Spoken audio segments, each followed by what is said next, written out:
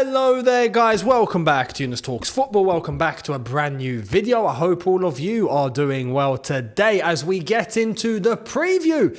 It's another match day, it's another match week, and it's all kicking off. Chelsea versus Brentford. We are here to get into this before the game tomorrow, 12:30 kick-off lunchtime on a Saturday. That's the time slot where miracles can happen from time to time. So hopefully the miracle will be Chelsea winning 5-0 because we've not seen that. When was the last time we won 5-0?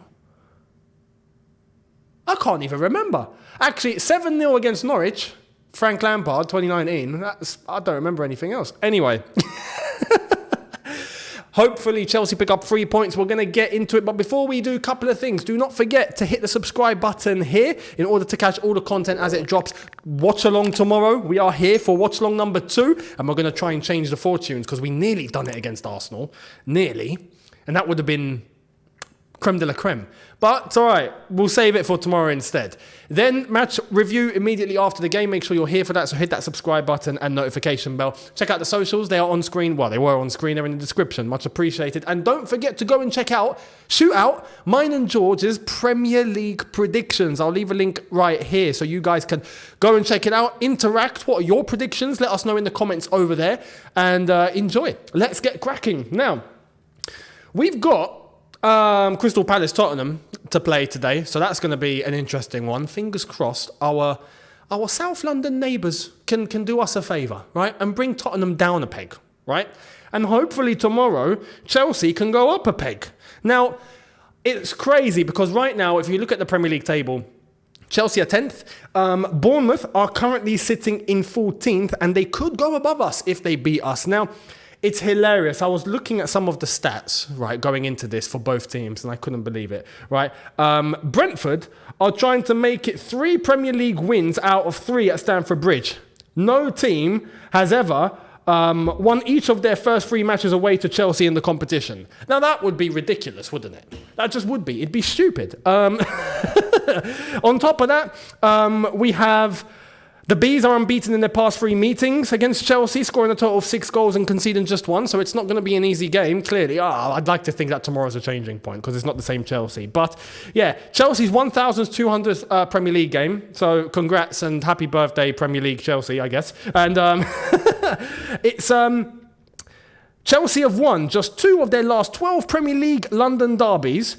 And they are in danger of losing 15 league fixtures in the calendar year for the first time since 1994. Look, it's all gloom and doom, right? Doom and gloom, however you want to put it. I'd like to think that we're going to turn a corner now. And we have been turning a corner. Since the Brighton game, I think we look different. And the Arsenal game, naivety at the end, silly mistakes, stupidness. Let's not do it again. So it's not going to be easy. However, we should, if we were to play like we did against Arsenal, tomorrow against Brentford, we should be picking up 3 points. So I don't want to see any crazy, stupid games tomorrow. Because if we do, I'm flipping again.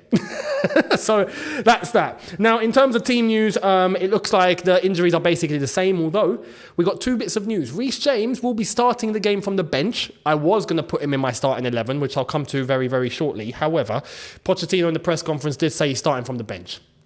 I don't think it's very wise to say that sort of thing in the press conference, you know.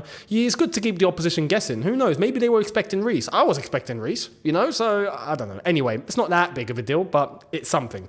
On top of that, Nkunku. Nkunku looks like he is on his way back sooner than anticipated, and he could be returning after the November international break, which is not very far away at all. So after that international break, where, if I'm not mistaken, we've got to play, have we got to play Tottenham away, Man City and Newcastle? That's after the November international break, is it not? Hang on, I got to check this now. I got to check this. I was doing so well, and I was just like, no, hang on, is he coming back for that? Hang on. No. The international break is not going to take place until... There's an Oh, yeah. Oh, the Newcastle game. So Chelsea, Man City, and Newcastle, Chelsea, there's a 2-week gap. So it's a shame he's missing the Tottenham and the Man City ones, because that would have been something. And I would have loved to see him be there for that, because that would have been a huge boost. However, we can't ask for too much too soon. He was injured. He's back very, very soon. Happy days. So that's something to take into consideration. I'm looking forward to seeing him return. Now, with Brentford, they've got injuries, and this is why I'm looking at this and thinking it should be a straightforward afternoon. Brentford are not going to field their strongest team like they have done previously, and they've done us over whilst we looked like we didn't know how to play football. So when you look at their news, Rico Henry, Lewis Potter, Baptiste, Ivan Toney, Damsgaard, Shade and De Silva are all out. All they have that they're going to really rely upon is Mbeumo, who scored the last game, Maupai, Wissa, who scored the last game as well. On top of that, Norgard, Onyeka on that right-hand side. That's going to be, I think, where the danger is for Brentford. I think they're going to be focusing on the right-hand side quite, mainly compared to any other area of the pitch, because they look like they are quite boastful over on the right-hand side, and they don't really possess much threat compared to that elsewhere. So I think Cucurella will have an interesting job on his hands tomorrow, but this is where we get into the starting 11, right? Chelsea, as I've said, are sitting in 10th. If we win, we go up into 8th. So we go above Manchester United if they lose, because if they win, then they go above, or if they draw, they go up 1 point clear of us. But yeah, then at that point, we are not that far off. We'd be 5 points away from 4th, and that's obviously waiting for everyone else to play. So we're not far, but we need to win games. We need to win. So let's go. Let's beat Brentford tomorrow, and let's get those 3 points, and let's start moving ourselves up the table. Now, who's starting tomorrow? Let's get into it. Here's my starting 11. Right, we go to the screen. For those that need Specsavers, put on your glasses now. In goal, Sanchez. Look, here's the deal with Sanchez. Don't do that mistake again. It's as simple as that. Don't do it again. You don't do it again, we're going to have a good time. You do it again, it's going to get sticky. That's all I have to say. So I will give him a chance of redemption. I will give him a chance of consistency, a chance to be able to keep it moving, forget what happened, don't do it again, put in some good performances like he did prior, and let's show yourself why you are number one and why you can be a world-class keeper, because that is what the hierarchy and people at Chelsea seem to believe. That's what we heard earlier on in the week. So it's up to you, mate. Good luck. Now, the defence, I would go Thiago Silva, Levi Colwill as the two centre-backs, and that because Gusto as right-back, because Reece James is starting on the bench. And I don't know, is Reece James not fit yet properly? Because I thought he would have maybe been ready for Arsenal. He wasn't. Then in that case, I thought he'd definitely be ready for Brentford. He's starting from the bench. Are we just taking it slow because Gusto is playing somewhat decent? Maybe that is it. So Gusto's definitely going to start. Cucurella. Keep doing what you're doing, please. Please, please, please. Keep doing what you're doing. Because Roberto Carlos is all I'm going to say. And tomorrow in the watch-along, I hope to be screaming out Roberto Carlos, just like I did in the last watch-along when we played Arsenal. So make sure you guys are there for that. And I don't know, should I put a Roberto Carlos counter? We'll see how many times I say Roberto Carlos when he deserves it. I won't do it.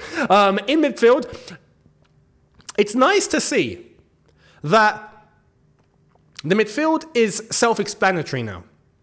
And I think we're starting to get to a point now where Poch is starting to know his 11. The midfield is set. Enzo, Caicedo, Gallagher. No questions. Those three have been... What's a good analogy here? They've just mixed so well. And some people are criticising Enzo. I want to put something straight. If you actually pay attention to Enzo and when he's playing, I hope we don't get into another Jorginho debate with this guy. I really hope. Because, look, Jorginho was a little bit more of a question mark in terms of how he plays and what his role is. But Enzo is pretty obvious, right? However, he's not meant to shoot the ball. I feel like he's getting criticism because he can't shoot. And trust me, I agree. He can't shoot to save his life. Well, he's scored bangers from outside the box before, but he doesn't do it, frequently enough. At the end of the day, most professional footballers can hit a ball straight. But under the pressure, under the certain timing, under, strikers are strikers and they're strikers for a reason. Whereas midfielders in his role are midfielders in that role for a reason, because the attributes he has suits that role rather than going and shooting the ball every 5 minutes. So I don't expect Enzo to whack in bangers, but it's nice to see that when the opportunity arises, he's hitting them. Because that's something that we were all criticising before, weren't we? We were all saying, look, we don't shoot enough. Then comes a midfielder like Enzo, who's getting instruction, who's having chances, who hits it because there's no one to pass to. Look, fantastic. But yeah, he needs to improve his shooting. I agree. But apart from that, if you look, even when it looks basic, he's not really costing us. I don't see him lose the ball every 5 minutes. I don't see him take about a year to make a decision. He is a very reliable player, but he just doesn't look incredible on the ball. He's just doing his job efficiently. And I feel like if people pay attention, right, to when Enzo plays, you don't really see much fault. But you don't see something, oh my God, that's unreal. Unless if he just, delivers a killer pass or something. But again, he's part of a double pivot. He's not Gallagher. I expect Gallagher to do that sort of thing. And you know what? He's been doing that sort of thing. It's the same from Caicedo. I don't expect him to provide a worldy assist. I expect him to construct the play and create space for the others to move into.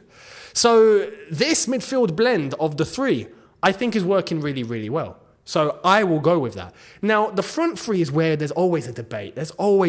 And I will come on here and tell you now that the last few games, Sterling has actually done well. But for me, does he get into this team? Realistically, if we were to take one player off, yes, but are you willing to take that player off? Because I don't want to take that player off. So this is what it's about. Personally, look, Palmer has to play. No question. As I said in my preview for the Arsenal game, first name on the team sheet. And only after the Arsenal game, people came into my comments and went, oh yeah, no, you know what, fair play. He's mine too. I'm like, what? He's got a brain. He's a baller. That's the thing. He's a baller. So first name on the team sheet. Right now, alongside Gallagher. But the other side, I don't want to take Mudryk off. I need him to play. So it's not about Sterling not playing. I'd have Sterling play at left wing. But I want Mudryk to play 90. I don't want him being taken off either. I want him to... This is Brentford. Arsenal, I could maybe understand. And even then, it was a mistake to take Mudryk off. In fact, it was a mistake to take Mudryk, Palmer and Sterling all off in that second half, as far as I'm concerned. Because the players we brought on after, Jackson and Madueke, whilst going to a back five, just changed everything for the worse, right? So, but do we go with that front three again? Do we play Mudryk, Palmer and Sterling all up top again? At the end of the day, I truly think that we have to play a striker. And that's why I'm putting Jackson in there. However, it's at the expense of Sterling that I want to fit Mudryk in, and Jackson has to play because he's a striker. I don't want us to go back to this whole false nine rubbish. And let's see if Kai Havertz is going to work up there for about a year and a half. We're still waiting. Let's stick Sterling up top and let's just wait for something to happen. Even though, like the last game, like I said, Sterling with the other two blended pretty well, but that was a blend of the three.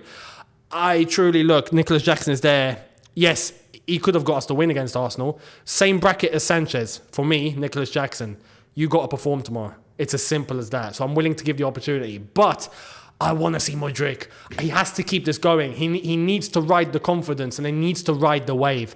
And it can't be interrupted because we want to play Sterling and then maybe later on bring on Mudryk. In fact, I would do it the other way around. If Mudryk is having a tough afternoon, I'd take him off and bring on Sterling later, rather than just rely on Mudryk as a super sub. He's not meant to be a super sub. He's meant to be in the 11. So he's riding a wave of confidence. Let's stick with it. That's why I would play Mudryk ahead of Sterling, and Palmer for me has to play, and Jackson gets another chance. But it's wearing a bit thin here.